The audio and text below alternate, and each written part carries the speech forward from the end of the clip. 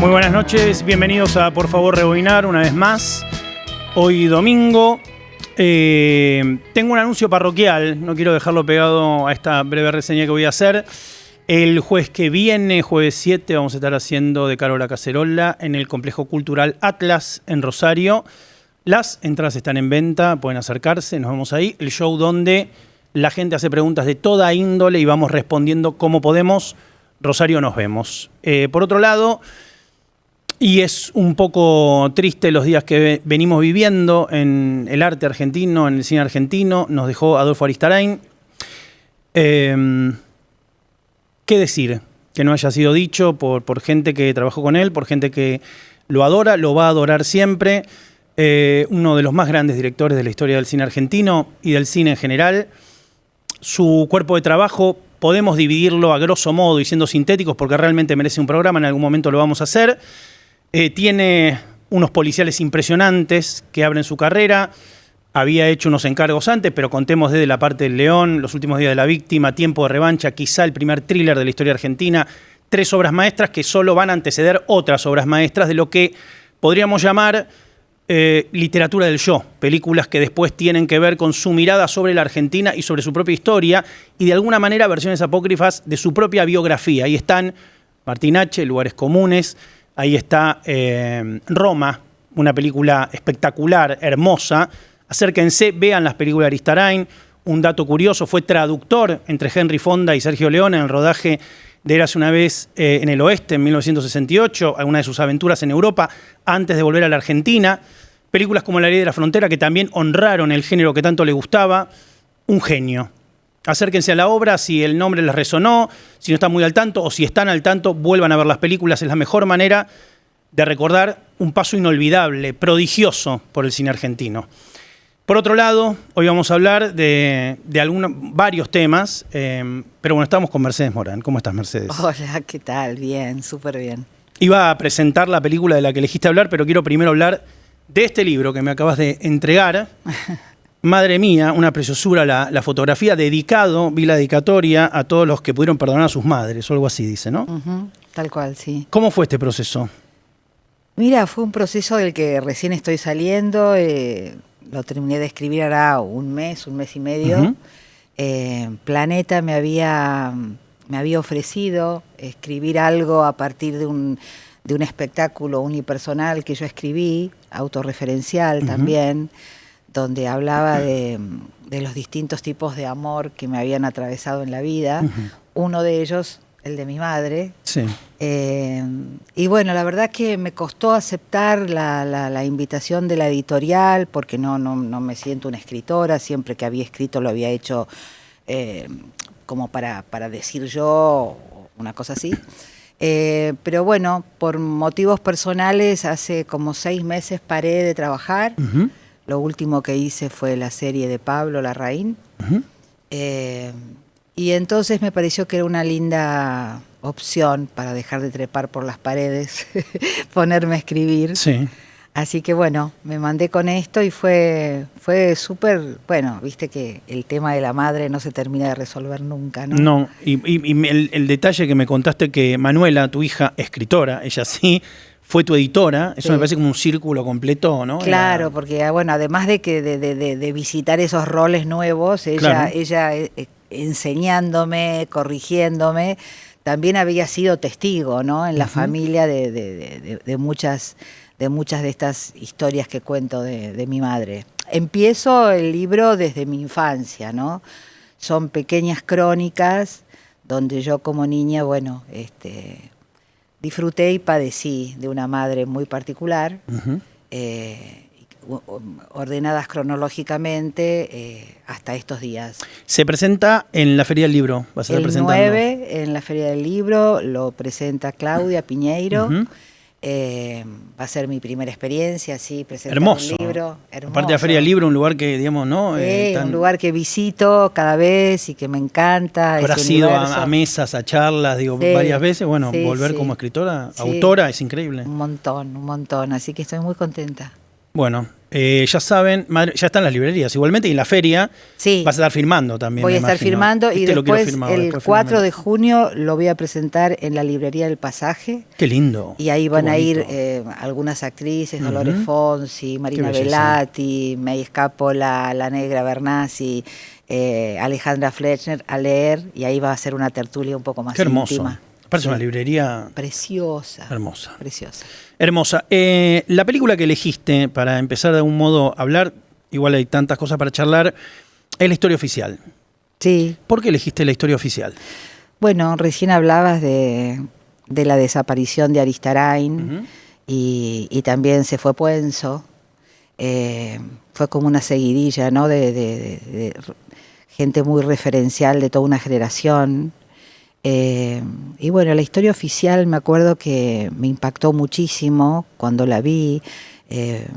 Nunca trabajé con Puenzo, me quedé con muchas ganas de hacerlo.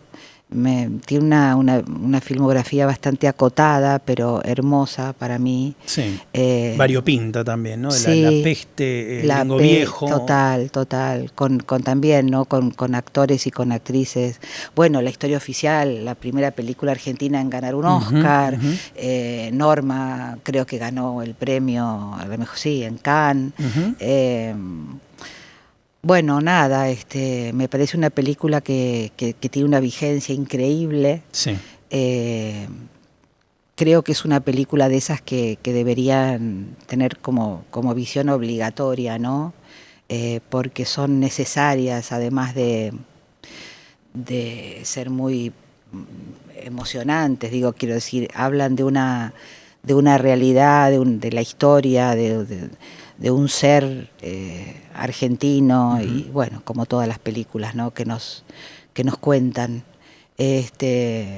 Pero sí, Alterio, Norma, dos actores tan admirados y queridos, y Luis dirigiendo esa historia, la nena, inolvidable trabajo de esa chiquita. Digo, no recuerdo, por lo menos en ese momento no tenía registro de que en el cine argentino hubiera niños tan bien dirigidos, Sí. ¿no?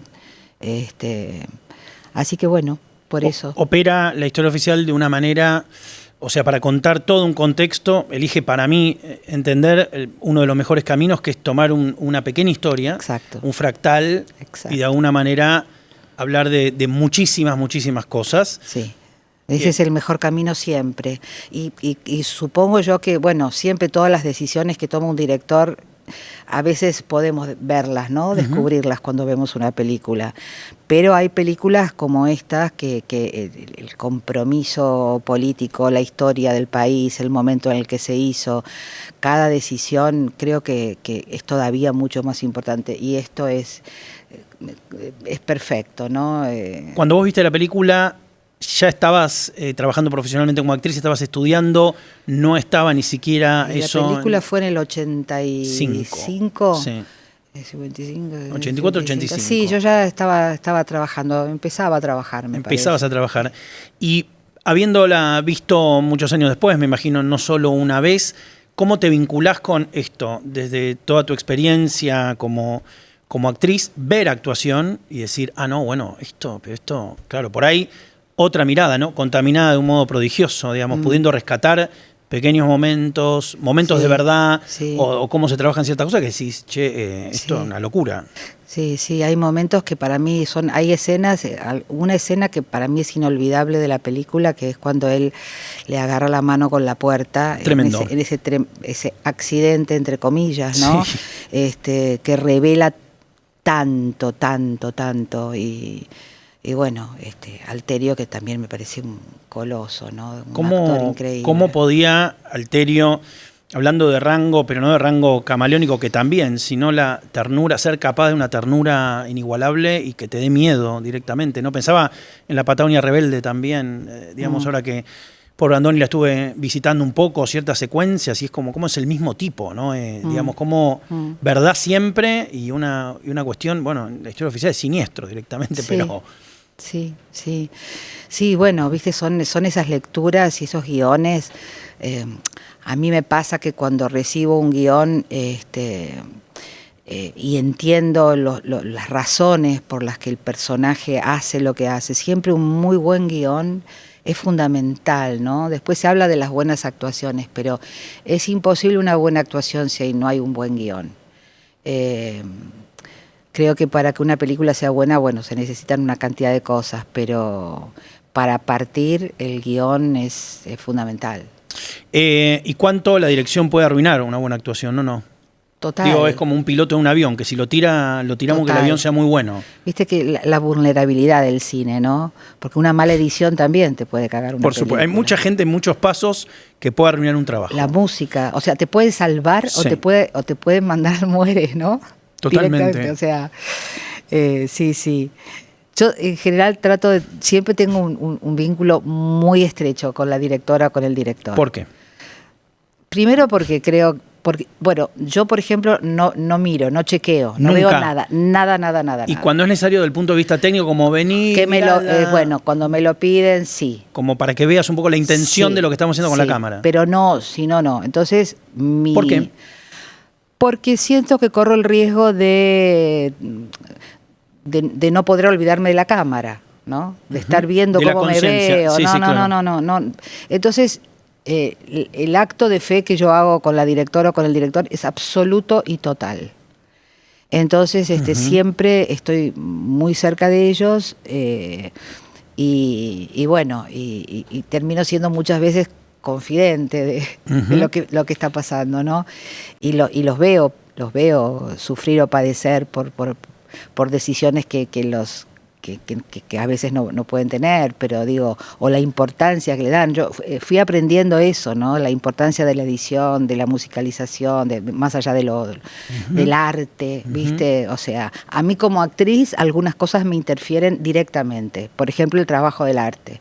O sea, si yo estoy en un cuarto que tengo que hacer mío, que tengo que hacer creer que vivo en esa casa, que ese cuarto es de una familiaridad enorme, no puedo abrir un cajón y que en ese cajón no haya nada, o que las prendas que hayas no le pertenezcan al personaje.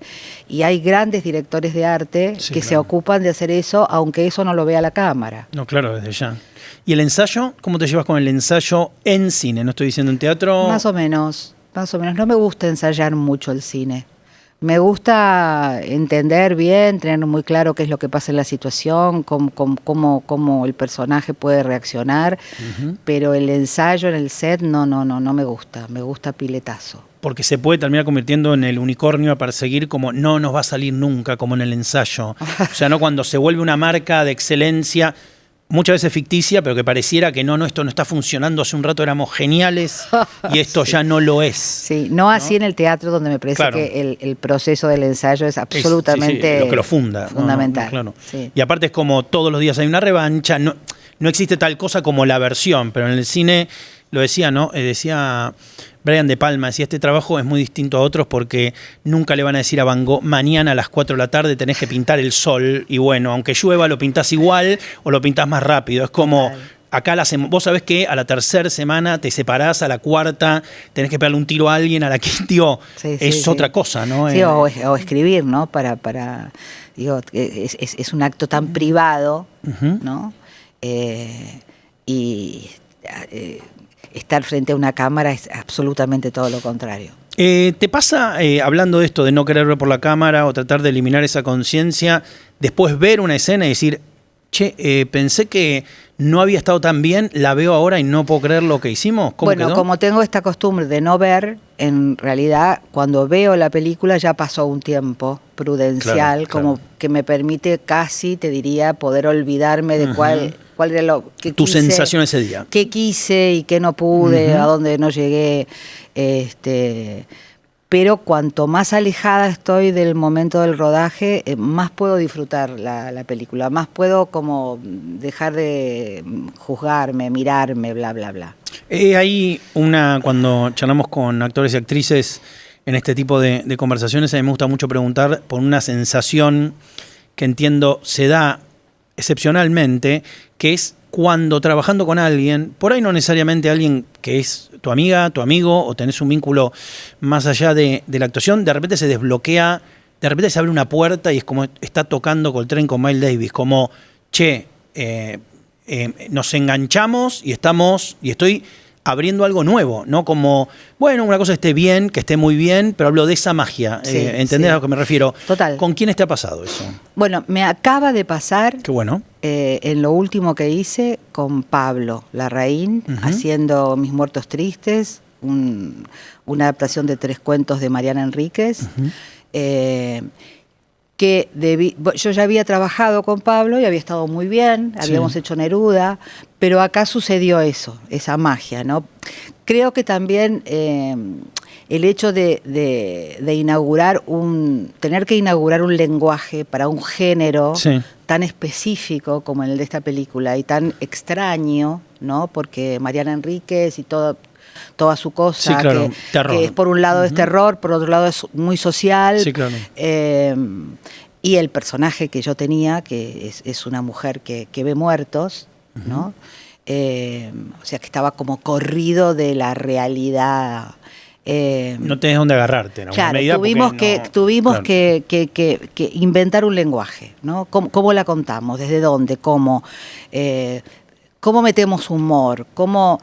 Y bueno, y sucedió eso que vos decís, que es cuando aparece algo y decís, sí, es por acá, es esto, y vas tirando de esa piolita y hay como una celebración y un festejo muy íntimo, ¿no? Que está el equipo, que entiende de qué hablamos y todo, pero que es algo muy, muy de la actriz con la directora o con el director.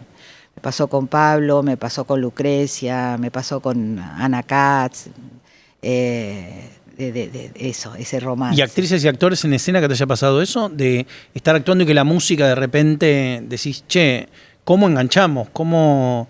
Sí. Me imagino que muchas veces, porque trabajaste con gente increíble, pero digo, ¿cómo...? Muchas veces, me pasó, qué sé yo, en la película que hice con María Alché,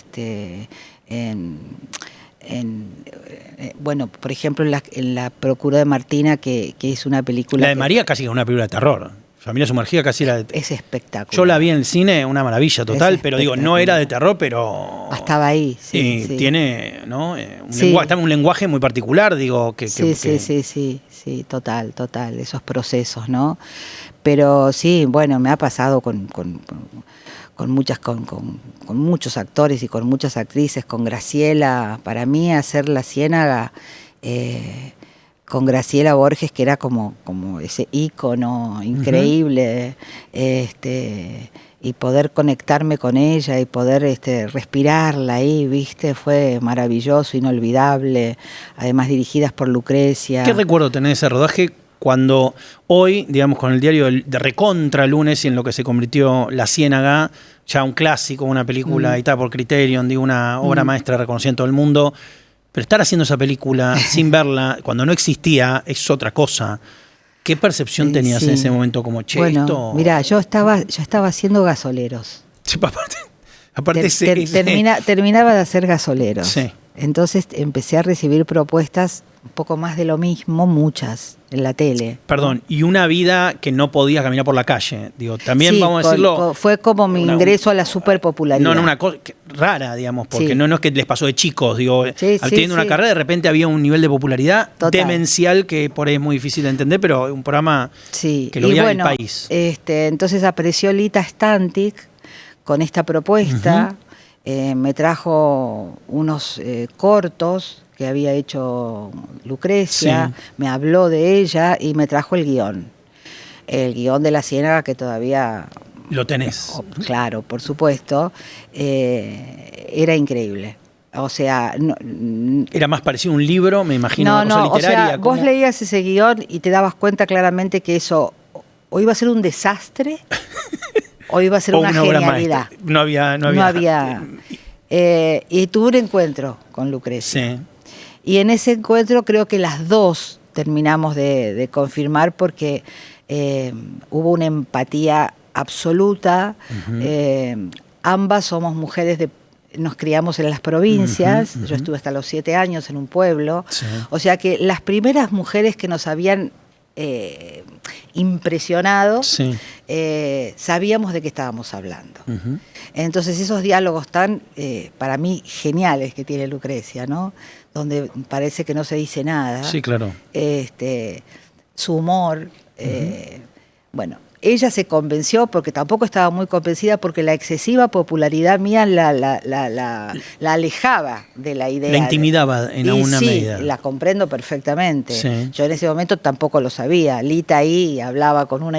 Y a mí me tenían que convencer de irme a Salta a hacer una película independiente con una directora desconocida, dejando atrás una cantidad de propuestas que tenía... Millonaria. Claro, como toda la locura. Sobre los 3, la misión. Sí. Pero bueno... la intuición me funcionó bien. Muy bien. Muy bien. Y bueno. Perdón, ¿y fue idea de Lita o de Lucrecia tu presencia en la película? No lo sé. No lo sabes. No lo sé. Porque está armado, digo, la idea de producción, tener a Graciela, tenerte a vos en ese momento, digo, me parece algo muy, muy interesante. Sí, yo creo que fue muy, muy de Lita, con la aceptación de Lucrecia, por supuesto. ¿Y cuando viste la primera vez la película? Y la película la empecé a mirar, a medida que pasaba el tiempo, la entendía más. Claro. Yo no tenía mucha experiencia en cine tampoco, había hecho pocas películas hasta ese momento. Había que confrontarla con el público, lo cual no era fácil, no es una película fácil. No, desde ya. Después empezamos a viajar con la peli y ahí terminé de entender muchas cosas, ¿no? Cómo veía, qué sé yo, esos directores que te cruzás en los festivales admirados, que los mirás desde acá, que la veneraban a la película y les parecía... y entonces empecé a ver otro tipo de cine. Para mí fue un aprendizaje enorme, ¿no? No solo como actriz, sino como espectadora de cine. A mí algo que me vuelve loco de artistas como vos, de actrices como vos, es el vínculo con la verdad, el vínculo con la economía, la verdad, digo, ¿no? Siempre atenta a la economía de recursos, a pegarle en la tecla, a afinar, digo, obsesiones que tienen la gente que lo hace muy en serio. Cuando digo muy en serio no estoy hablando de solemnidad, estoy hablando de compromiso con lo que se haga, sea el género que sea, lo que estés trabajando. ¿Eso te vino por formación? ¿Te vino por tu propio gusto de reconocer en actuación, decir yo quiero eso, yo quiero ir por ahí? ¿Lo traes del teatro? ¿Dónde se empieza a construir ese vínculo con la verdad? Más allá de los personajes, digo, las circunstancias, ¿no? Como, sí. En mí es una obsesión. Bueno, se nota es porque... Una obsesión. Con lo mínimo y la verdad. Digamos, son como... No pasarte y no quedarte, que parece tan simple. Sí, que a veces me piden un poco más, porque me dicen, vos no corres el riesgo de pasarte, dale, como... Sobre todo en cine, que por ahí te deben decir, bueno, ya la tenemos, juguemos, o ese tipo de cosas. Mira, a mí no me pasó que a mí no se me reveló la vocación de la actuación, como a mucha gente. Como un día vi a Zuli Moreno en un claro. Como viste de chiquita es la graciosa de la fiesta. Claro. Yo, no. Vos no sos graciosa en la vida real. Sí, soy graciosa. Sos graciosa en la actuación, bastante. Sí, pero en ese momento, saliendo de una adolescencia, digamos, que con una timidez brutal. ¿En serio? Sí. Yo creía que para ser actriz tenías que ser extrovertida. Claro. No entendía, ¿viste? No. Sí, claro. Además no tenía familia de actores, nada. Yo empecé a estudiar sociología porque me fascinaba mucho el comportamiento de la gente. Eso es algo que traía yo como una obsesión desde antes de saber que iba a ser actriz. ¿Te gustaba ver a la gente chica en situaciones? Me gustaba ver a la gente que no se sabía mirada por mí. Lo cual me comí una cantidad de retos de mi vieja porque yo me quedaba, ¿viste? Espiaba. Pero no era una curiosidad, era como una atracción. Fascinación, sí, una fascinación por la vida privada. Dejé sociología porque el golpe de Estado dejó la carrera, la vació de contenido. Sí. Quedé embarazada de mi primera hija. Me sentí medio en pelotas y de aburrida, de curiosa, una mezcla de las dos cosas. Empecé a estudiar teatro con Lito Cruz. Y ahí se me reveló primero que la actuación es algo que se puede estudiar. Sí. que no tiene que ver con la extroversión. No. Y me acuerdo que hubo un ejercicio de los tantos que hicimos en las clases, que era el momento privado. Sí, claro. Contarle a la gente cómo es el ejercicio. Es un ejercicio donde vos haces algo muy privado, qué sé yo, puede ser algo muy privado, puede ser estar depilándote las cejas o... Hacerte un mate, claro, es algo que vos haces generalmente y que tenés registro de hacerlo cotidianamente. Exacto. Hacerlo de una manera muy detallada y donde no estás siendo mirado, ¿no? Es dificilísimo hacerlo bien el ejercicio. Es muy difícil. Y siempre me fascinó ese ejercicio, me parecía que era un hilo, que era algo de donde se podía desovillar algo interesante. Claro. Después lo profundicé mucho más con, no me acuerdo el nombre de un director italoamericano que vino, ya me voy a acordar, que nos como hacía a dar un seminario, sí, y claro. Y él nos hacía hacer ese ejercicio bajo la ducha. O sea, lo interesante era que vos obviamente no te estabas duchando, no, claro. Pero el espectador tenía que ver el agua, ¿no? Y bueno, he tenido a lo largo, eso era en la época de la formación, que hubo cosas así que me rompieron la cabeza. ¿Estamos hablando de qué años? Y estamos hablando de los 80, más o menos. Final de los 70, principios de los 80. Con el tema del tiempo. Pero por ahí más o menos, estamos hablando de... Ponele, sí, qué sé yo. Donde hay mucho, no digo esto 80. Necesariamente, pero se veía cruzado ciertas escuelas de teatro con el psicodrama, con cosas de... Esto era todo más Adler, lo que siguió de Strasberg. La taza de De Niro, ¿viste cuando dicen De Niro y la taza imaginaria? Sí, los comportamientos de los animales, que tanto hacía Lito, ¿te acordás? Que hacía? Sí. Había personajes donde empezabas con los comportamientos de los animales, entonces inventabas un carácter, un comportamiento. Desde ahí, claro. Todo ese laboratorio a mí me fascinó. Bueno, por lo que dice la leyenda, que cuando estaban haciendo un tranvía llamado Deseo, no sé, Elia Kazan lo agarró a Brando y le dijo, bueno, hasta que no seas un gorila no salís de adentro de este cuarto, y el tigre rascarse el pecho le quedó hasta el Padrino. Digo, es como, yo quiero ver a Stanley Kowalski, es un gorila, vos tenés que hacer de mono, tenés que, bueno, ese tipo de cosas. Sí. Como además a mí me sigue gustando mucho, quiero decir, armar los comportamientos, ¿no? Para mí es muy importante cómo camina, cómo se ríe, cómo se viste, cómo se peina, cómo se sienta. Hago preguntas a veces que... general no están pensadas. No están pensadas, tipo, ¿cuál es la vida sexual de esta mujer? ¿No? ¿Qué le pasa?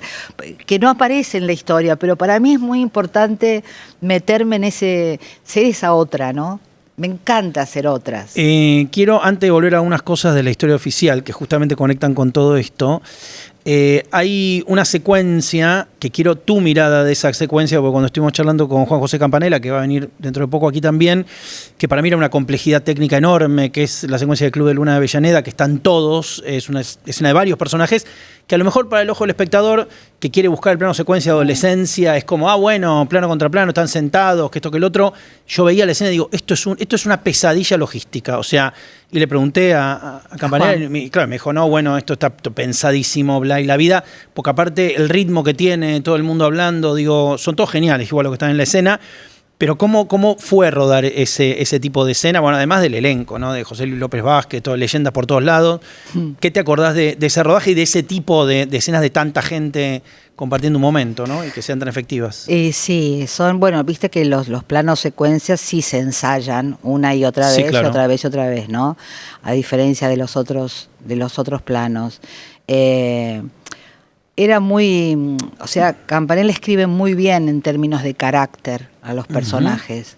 Y sobre todo con las mujeres, ¿no? A mí me ha tocado hacer varios personajes escritos o dirigidos por Juan, y es todo lo contrario a los de Lucrecia, ¿viste? Es la porteña, la típica porteña. Hay una música que viene ya y se desprende del texto que te ubica enseguida vos la entendés. Absolutamente, con Juan también teníamos un gran entendimiento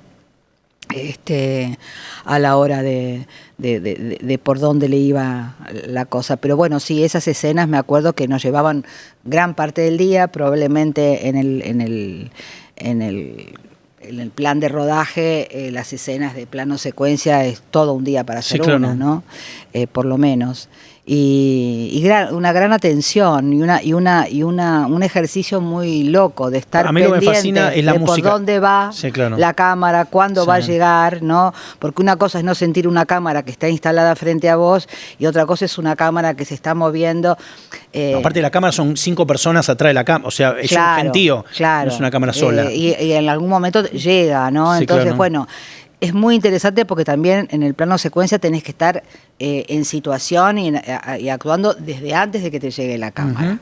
Y después también, ¿no? Sí, claro. Me encanta el plano secuencia. ¿En serio? Sí, me encanta, me encanta. La adrenalina, la responsabilidad de que, bueno, ahora viene la Sí. pelota y... No, y además porque le imprime eso, una música, un ritmo, una cosa interesante. que conspira a favor de la actuación. Yo creo que sí. ¿Retrasado dental estaba en el guión? ¿Qué cosa? La frase retrasado dental. No me acuerdo. ¿Eso lo digo yo? Sí, lo decís vos. Es espectacular. Me hace reír cada vez que veo la película. No me acuerdo. Buenísima, retrasado dental. No me El acuerdo. otro personaje que quería preguntar cómo fue construido es el del ángel. Que cuando lo vi, yo me acuerdo después hablamos con Luis, o no me acuerdo quién había hablado, que estaba involucrado en la película, y para mí fue sorprendente ese personaje. Digo, lo que salió, porque también es como una construcción. ¿Cómo lo trabajaron? Bueno, hablé mucho con Luis, él me habló mucho de esta mujer, había una referencia en su vida de esta mujer, así que lo armamos. Él me ofreció, creo, elegir, ¿no? Estaba el que hacía Ceci, La mamá. la mamá, Sí. o la otra. Sí, claro.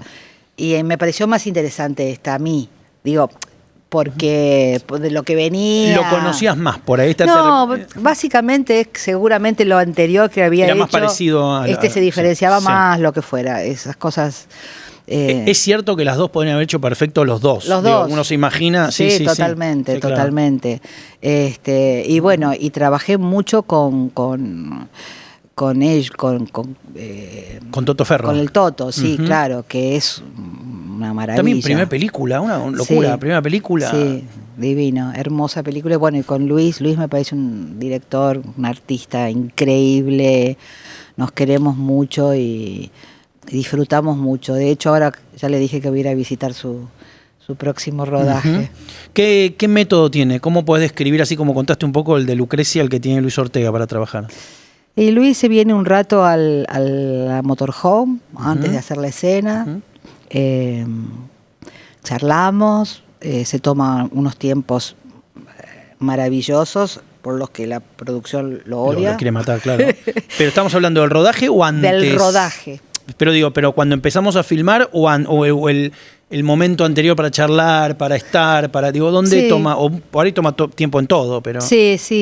Bueno, pero las charlas son charlas, pero ahí es como que Luis hace una cosa maravillosa con los actores, es que te otorga un espacio de libertad muy, muy grande, muy grande. Cuando está todo claro, ¿no? Pero, por ejemplo, la escena donde me vienen a decir que mi hijo está muerto, Sí. que no tiene texto, que es un plano lejano, donde hay un policía que es el que me da la noticia, que está de espaldas a cámara.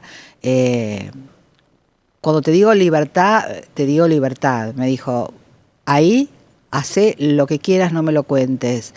Entra a la casa, salí de la casa, salí caminando, yo te voy a seguir. Y me puso la música, y era un exterior. Hermoso. Y entonces son cosas que te inspiran mucho, ¿viste? Y que te empujan y que te llevan a bailar. Entonces, siempre quiero volver a trabajar con él. Aprovecho ahora, me hace el pie, antes de volver a la historia oficial, que ya lo anticipé. ¿Qué es lo mejor y lo peor que puede tener una persona que está a cargo de la dirección de una película? El peor defecto y la mejor virtud. Qué sé yo, no sé. Para vos. Bueno, el destrato o el maltrato es horrible, es insoportable porque... Está un poco de retirada, quedó como un arquetipo. Quiero creer que cada vez se ve menos. Sí, cada vez se ve ¿Puede menos. Puede ser que cada vez se ve de un menos. tiempo a esta parte y por muchísimas cuestiones. Por muchas razones. Exacto, yo creo que lo vamos viendo un poco menos. Sí. Quiero creer, no estoy diciendo que esté erradicado, pero siento que... Pero a ver, el carácter de un director o de una directora es complejo siempre. no son pibes fáciles. ¿Por qué?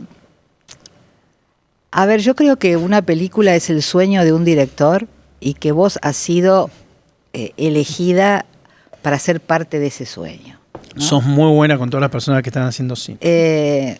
Hay algo que yo advierto, por ejemplo, he hecho muchas óperas primas. Sí. Entonces, cuando voy a hacer una ópera prima, lo primero que le digo es, quiero conocer a tu vieja. Porque hay algo en las óperas primas de aprovechamos todos, el libro, ¿no? Esto suena, volvemos a hablar que hay algo que están resolviendo de la madre. Siempre. Entonces yo gano un montón, viste, de cosas. Ya conozco a la madre y ya me queda claro un montón de cosas. Y lo mejor es, para mí, lo mejor es cuando son precisos. O sea, no siempre es beneficioso hacer lo que quieras, para nada. Uh-huh. Hay momentos en los que yo, casi todos, en los que le digo, ¿qué querés que haga? Y después hay maneras de decirlo, ¿no? Qué sé yo.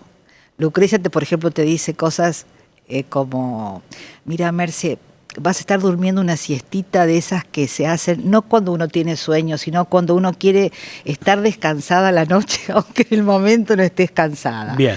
Entonces, es muy específico, es hermoso. Muy específico, sí, yo lo mucho. Entiendo perfecto, pero bueno, porque hay otras cosas de otros directores que yo no entiendo, qué sé yo, ¿viste? Me gusta entenderlos, porque yo creo que ellos tienen la película en la cabeza. Y cuando hay una complejidad de tipo técnica y vos tenés que ser parte de eso, que por ahí no tiene que ver necesariamente con la actuación en términos... Todo el tiempo. Todo el tiempo, bueno, todo el tiempo estás haciendo, elegís hacer alguna acción y viene el sonista y te dice, ay, no me golpees ahí que me estás matando. O por ahí a veces para parecer que nos estamos viendo los ojos, no tenés que verme a los ojos. Claro. Digo, desde esa cuestión básica. Bueno, de hecho, en Mis Muertos Tristes, yo veía, Emma ve muertos. O sea, cuando la cámara está desde el punto de vista mío, lo ve al actor, pero... Lo que sería el contraplano. Exacto, pero cuando yo tenía que hacer la escena con el flaco que hacía de muerto y después tenía que hacerla con nadie. Sí. Porque había otra toma donde el espectador no lo ve porque no está mirando por mis ojos. Perfecto. Entonces está lleno de esas cosas. Para mí es genial. Pararse en la luz, y la luz por ahí no es orgánicamente a donde te lleva el cuerpo, pero parate ahí, te tenés que parar ahí. Sí, o qué sé yo, ir caminando y escuchar voces, ¿viste? Entonces...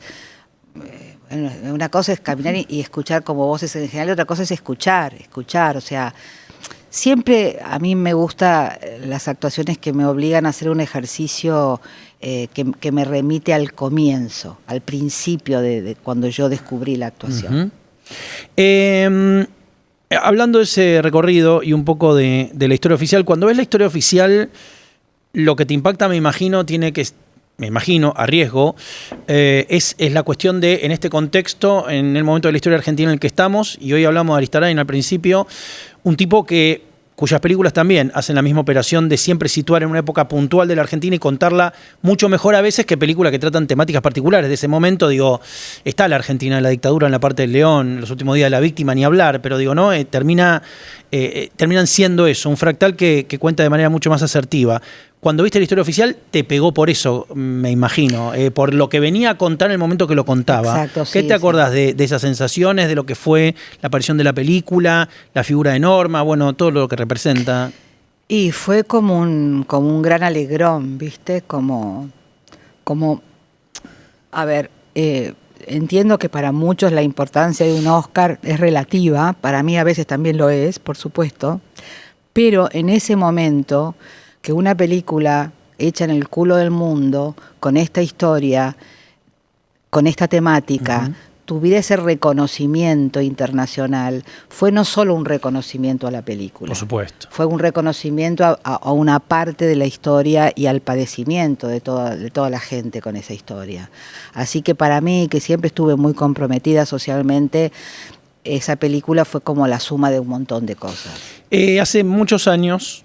En un Bafisi, creo que estabas, sí estabas, te vas a acordar, llevaron a Lucrecia con sus actrices mujeres, estabas vos, estaba María del Che, ¿quién más estaba? Estaban todas ahí, Les preguntó Lucrecia a ustedes, yo me acuerdo siempre la pregunta, y varias veces charlando con amigos la recordé, les dijo, ¿qué creen ustedes, dijo Lucrecia, que es ser actriz en un momento de redes, de hiperconectividad, de avatares, donde todo el mundo anda de alguna manera posando heréticamente? ¿Cuál es la función de la actuación?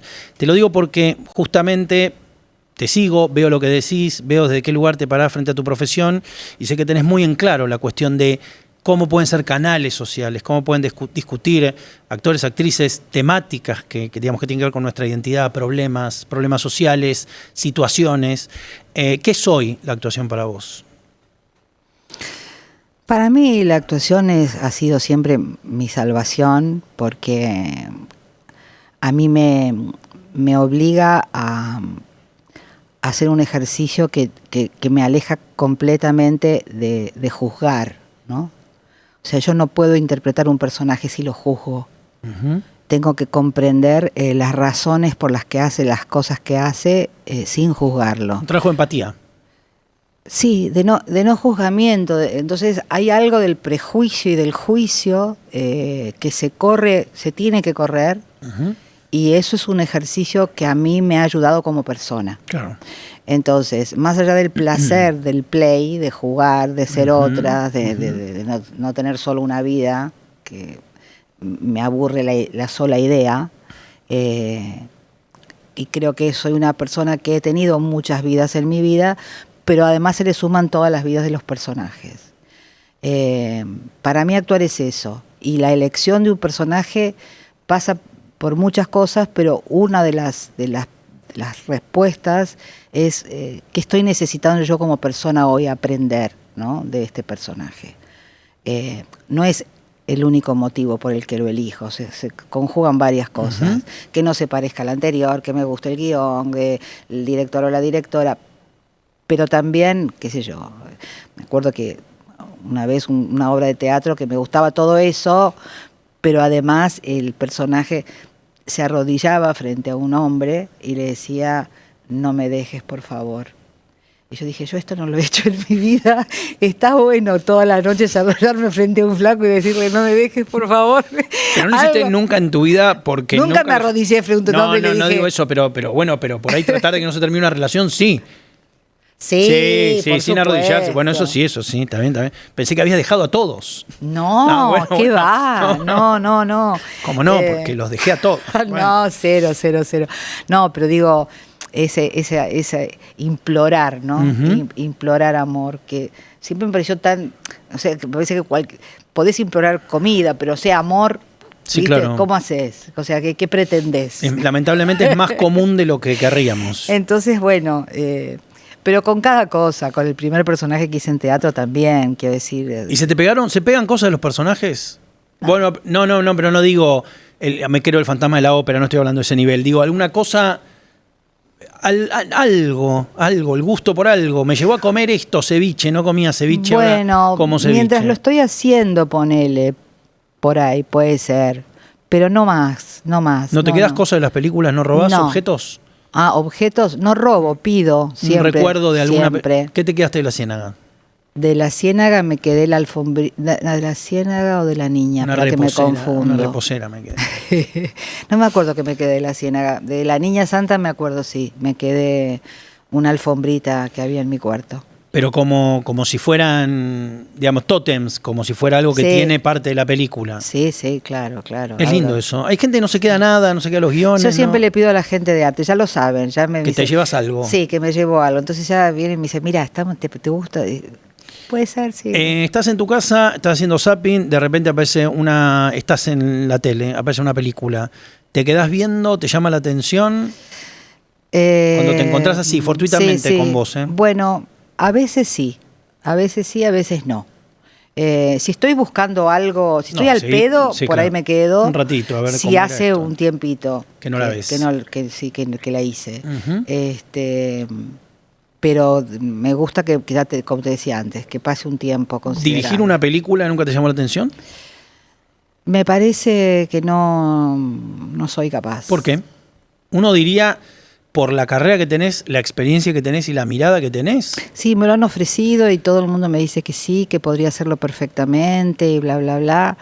Pero, ¿sabes qué pasa? También hay algo de descanso en cuando actúo en una película o en una serie que no me sucede en el teatro. En el teatro yo me hago cargo de mucha cosa. Elijo el material, en general lo traduzco, lo adapto, llamo al director, a los actores, estoy pendiente de cómo va a ser el afiche, la comunicación. Controlo mucho. Y en el cine relajo. ¿Viste? Es como, ¿sabes qué? Tengo que actuar nada Es tu más. responsabilidad, Sí. chiquilla. O sea, Pero no te divierte eso de cuando ves a los profesionales, bueno, la cámara, esto que lo otro, y esa histeria de los técnicos, como experiencia, no estoy diciendo siempre... Mira, lo más cercano a eso fue Norma, Ujú. que escribimos el guión junto a Santi Giral, Sí. y cuando la filmaba, había una parte mía que ahí sí, ¿ves? A ver, espera, ¿dónde la vas a poner? ¿Qué, viste? Porque Sí. es importante. Sí, claro. Pero porque yo estaba protegiendo la historia, estaba cuidando que la historia fuera contada como habíamos acordado. Perfecto. Entonces ahí aprendí un montón, ahí está, mira, aprendí un montón, pero si no, ya te digo, prefiero relajarme y hacer ese ejercicio de entregarme y obedecer. Acá estoy para vos, ¿qué querés que haga? ¿Qué tipo de actrices te gustan del mundo? ¿Cuáles te gustan? Bueno, Meryl Streep me encanta. ¿Qué es lo que más te gusta de Meryl Streep? Digo, todo el mundo es un lugar común, todo el mundo dice que es una genia, lo sabemos, la reconocemos, pero ¿qué encontrás que decís? Bueno, yo creo que la descubrí antes de que fuera tan famosa en Kramer, ¿no? En Kramer vs. Kramer con Dustin Hoffman. Claro, ahí está en El hacía- francotirador también, que la rompe. Ahí la descubrí. Ahí es más joven Ahí todavía. la descubrí. Muchas cosas, o sea, básicamente como actriz me parece increíble, o sea, hay algo de ella que puedo ver que yo intento mucho, porque creo que la cámara lo percibe, que es el pensamiento. La vemos pensar, Claro, hay la algo... vemos razonar, la vemos comprender, entender en cámara. Hay algo que en la vida sucede naturalmente, que es que vos o yo, en este caso, pensamos algo, escuchás, pensás y decís. Hay muy pocos actores que puedan hacer para mí ese proceso. Sí. Solo que dicen con más o menos verdad, pero hay una interna, digamos, no es el resultado de un pensamiento que se creó a partir de una observación, de una experiencia. En ella lo veo todo el tiempo. Le observo eso mucho. Por otro lado, la he visto envejecer sí, claro. de una manera a la que yo puedo aspirar. Interesante. A la que yo puedo aspirar, ¿no? Así que bueno. Y trabajó con gente increíble. Sí, además, bueno, el respeto y el amor que le tienen es increíble, ¿no? Eso de filmar el pensamiento, qué difícil. De ver el pensamiento, pero digo, filmarlo en relación a cómo los directores... Hay una escena pavísima de No Country for Old Men donde Javier Bardem se mete la mano en el bolsillo y saca unas monedas y un botón y mira un tornillo y uno ve que lo que está pensando es cuál va a entrar como para poder abrirlo. Y bueno, es una clase maestra de economía de recursos, tampoco es que hace, ¿no? Obviamente no hace un chiste el pensamiento y eso simplemente, o pensaba en cómo cada persona que tuvo a De Niro en una película lo puso siempre a escuchar algo, como el mejor escuchador de la historia del cine, ¿no? Hay películas de... Es muy interesante escuchar. Es lindo para actuar. Es muy lindo, sí. Sí, hermoso. Es más lindo que hablar. Que hablar. Sí. Sí, primero porque no hay que aprenderse tanta letra, entonces uno puede actuar. Es difícil igual, ¿eh? Escuchar de verdad. Escuchar. Escuchar y escucharlo por primera vez, ¿no?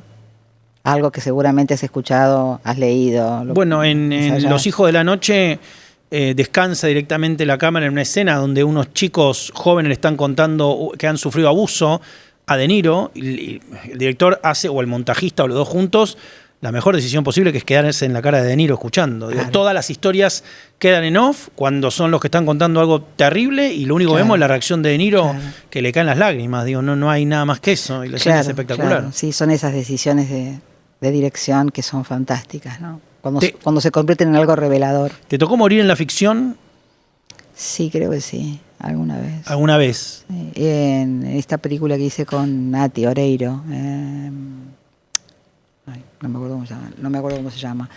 ¿Te tocó morir? Sí, me tocó morir. ¿Y te tocó morir en teatro? ¿Morir todas las noches? O No, morir? No, teatro no. Teatro no. Y digo, si pudiéramos hablar de morir en escena, ¿qué te sugiere? Pues es muy difícil también. Muy difícil, muy difícil.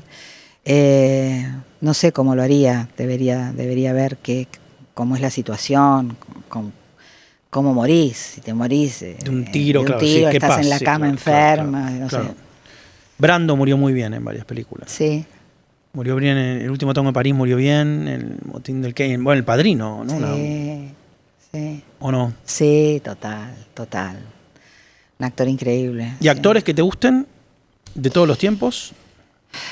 Actores que me gusten de todos los tiempos, qué sé yo, hay tanto. Bueno, uno bien contemporáneo con el que me encantaría trabajar es Mark Ruffalo. ¿Por qué? Porque es muy buen actor, me encanta como actor. Me gustan en general los actores o las actrices que en la vida no tienen una personalidad muy fuerte.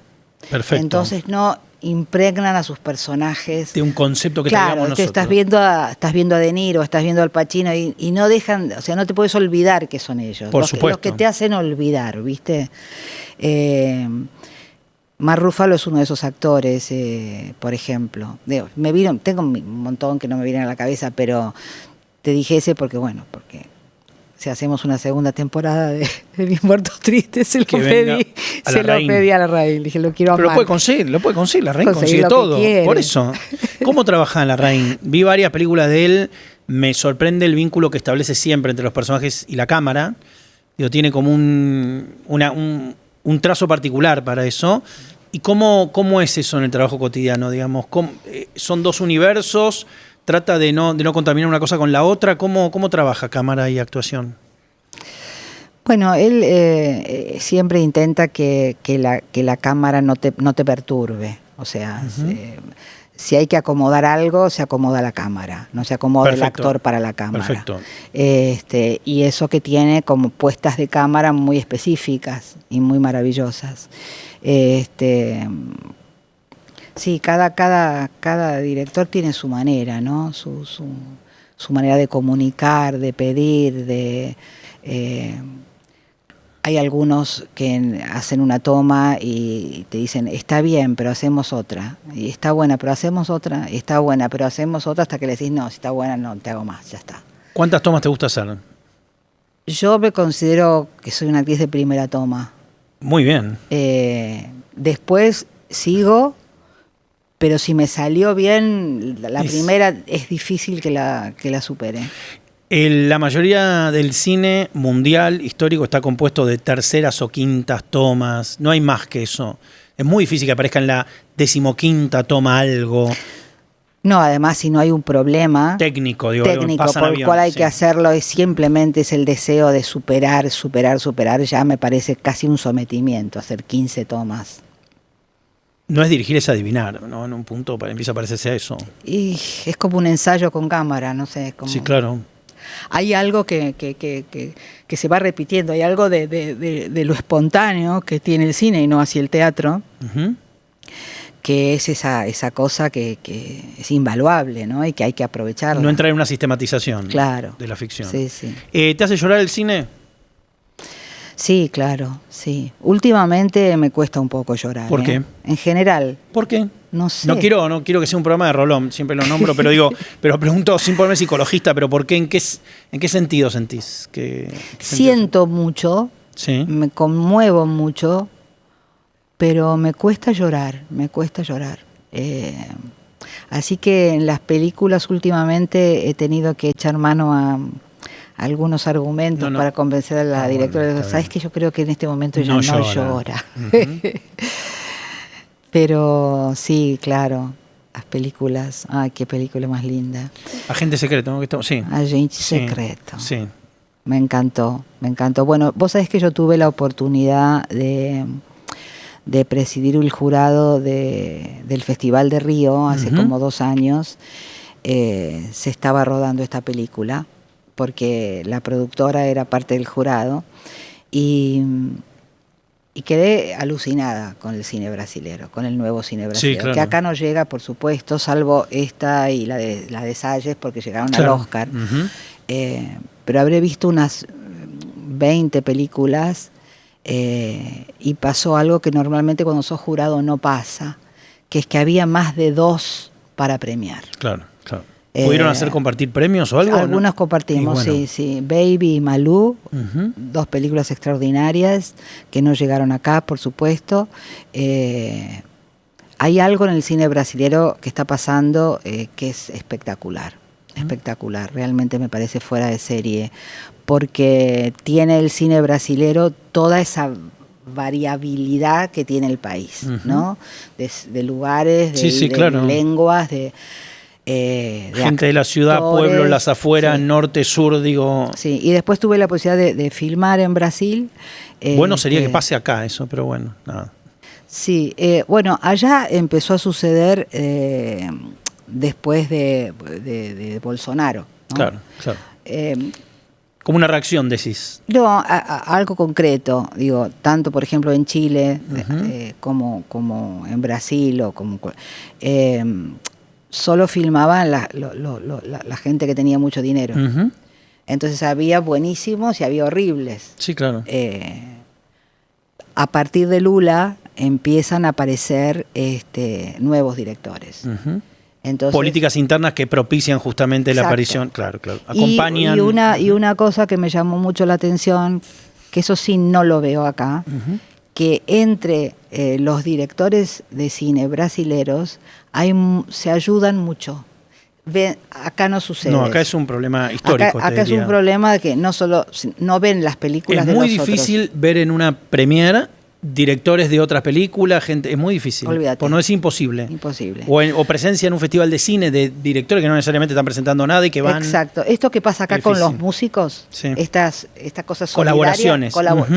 Existe en Brasil entre los directores. Es muy importante. Es muy importante, sí. Y también la idea, bueno, yo vivo lamentándolo, el hecho que no podamos ver películas de gente joven en serio, directores de 23 años, 25, gente que va a contar sus historias, su mirada del mundo, ¿no? Un director joven en Argentina, lamentablemente, sigue siendo una persona de casi 40, digo, para decir directora joven. Sí, yo por eso me gustó mucho trabajar con María Alché cuando hicimos la película. Claro.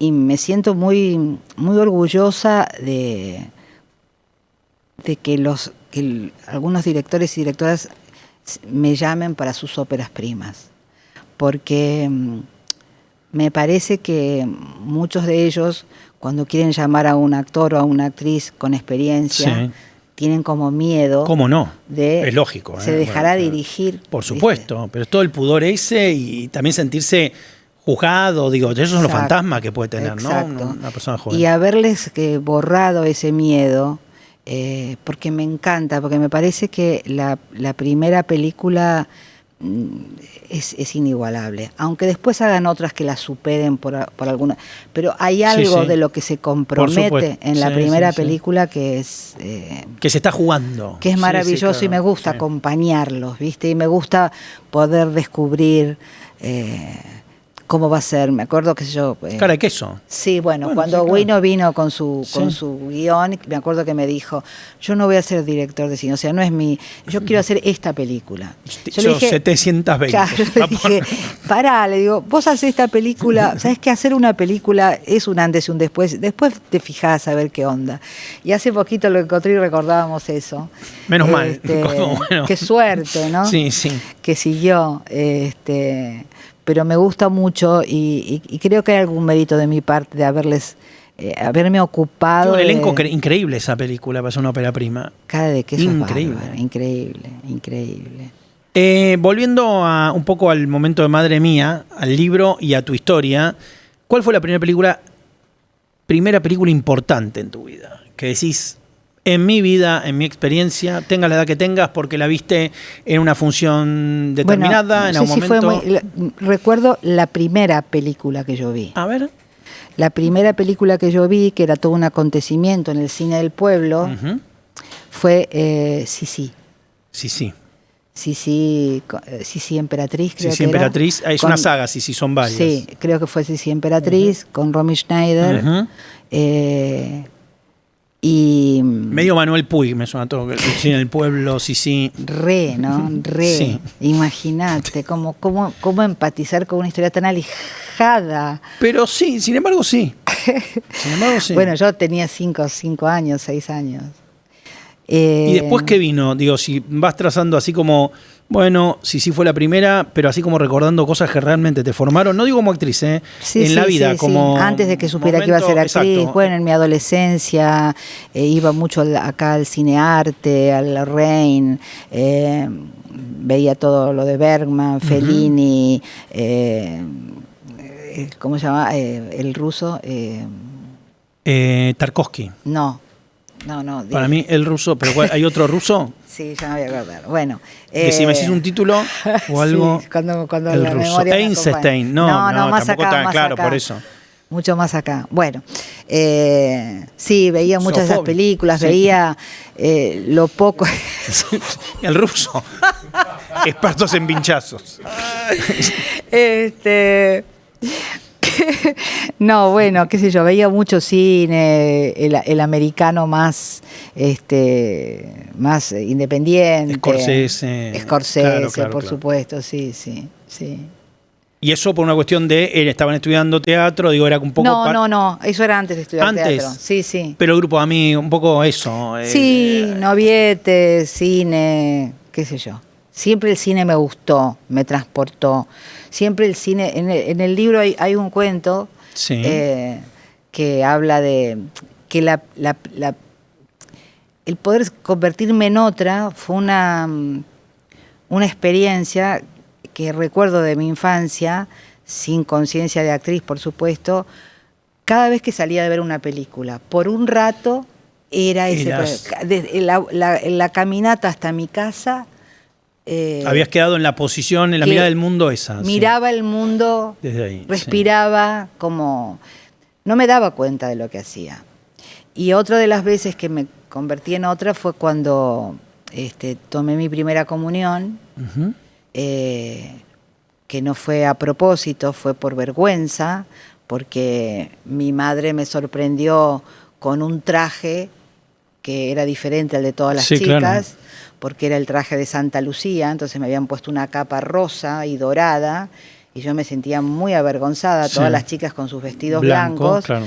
Y entonces yo, y los zapatos que estaba estrenando me apretaban, entonces trataba de ocultarme y caminaba raro y resultó un éxito, porque estaba tenía un comportamiento muy virginal, se veía como una cosa muy... Como estaba haciendo una performance, claro, de una santa. Claro.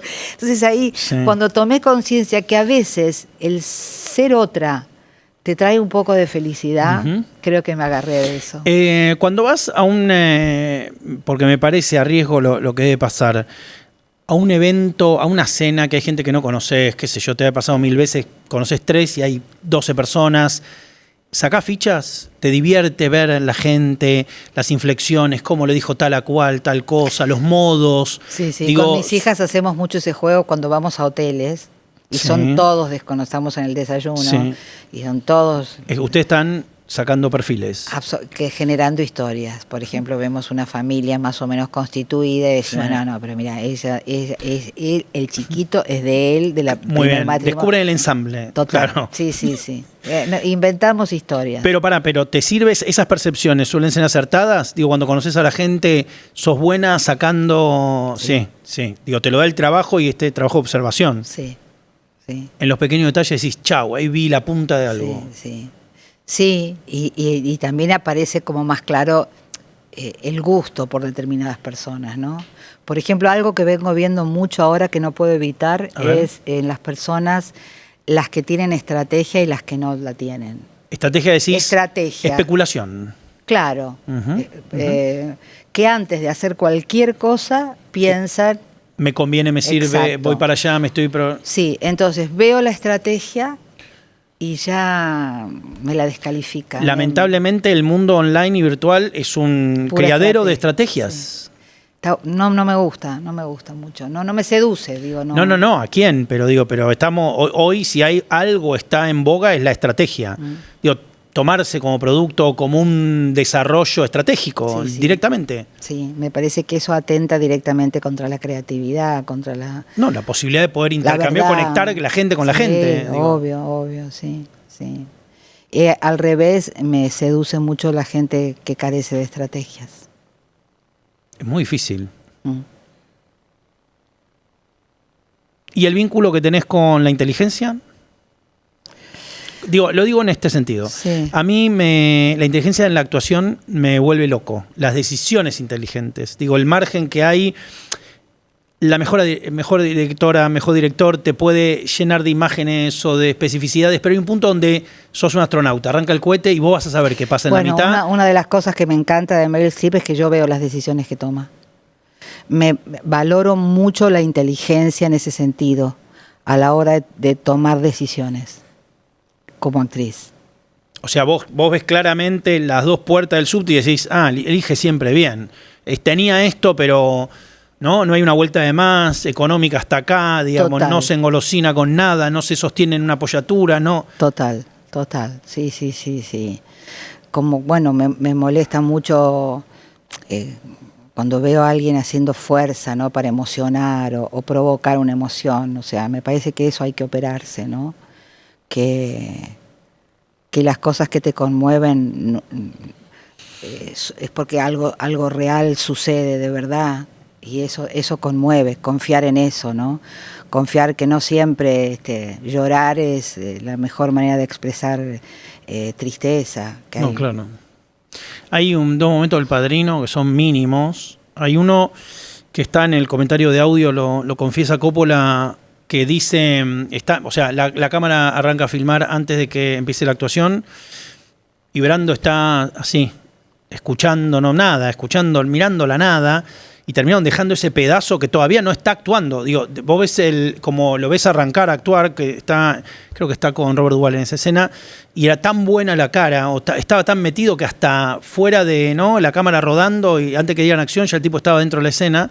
Y hay otro momento que me vuelve loco, que está teniendo esa raíz de reuniones en el casamiento de la hija, y hay un momento que se cierra la puerta y hace como un gesto hastío de 20 reuniones, pero con un nivel de sutileza y de resto que es como para el Oscar, solo claro, eso. Y además cuando ves por ejemplo, ese tipo de situaciones, ¿no? Que decís, a lo mejor en ese caso, de verdad, la escena se rodó en el living y después cuando entró a la puerta fue inmediatamente. Sí. Lo mismo fue otro día. Sí. ¿Entendés? Lo mismo fue otro día. Pero él tenía la conciencia. Claro, él estaba en la situación. Eso también aprecio mucho en las actrices y en los actores, en el cine, cómo pueden mantener la continuidad. Y también aprecio mucho el rol del continuista, ¿no? Y el manejo de energía en los rodajes, que es... Actrices y actores son los únicos que tienen que tener un manejo de la energía que es finita, mientras que los demás juegan al fútbol cuando dicen corten, hacen chistes, juegan al truco. Y a veces... Vos decís, bueno, pero somos toda gente, y vos tenés que tener un manejo de energía particular, cuidarte. A mí las esperas en el cine son muy nutritivas para mí. Yo me quedo muy en mí, muy en silencio. ¿Pero lo fuiste aprendiendo con el tiempo o siempre lo tuviste instintivamente? No, siempre lo tuve, y además me fastidian las personas que se quejan de las esperas en el cine. Es como, como quejarte de la espera de que se cocine un guiso. Se tiene, es parte del trabajo. Claro. Y hay algo de esa espera que en vez de quejarte, utilizarlo para vos, porque son muy ricas, porque estás ahí en ese universo y hay algo de todo eso que confiar en que todo ese hábitat, ese lugar, ese sonido que te envuelve, las cámaras, los equipos, hay algo de eso que es inspirador. Muchísimas gracias por haber venido. Gracias a vos. Espero que lo hayas pasado bien. Hermoso. Recordemos cuándo se está presentando el libro. El libro se presenta en la Feria del Libro el 9 de mayo. Sí. En la editorial Es Planeta. Lo va a presentar Claudia Piñeiro y vamos a estar ahí charlando y firmando ejemplares. Muchas gracias. A vos. Hasta la semana que viene.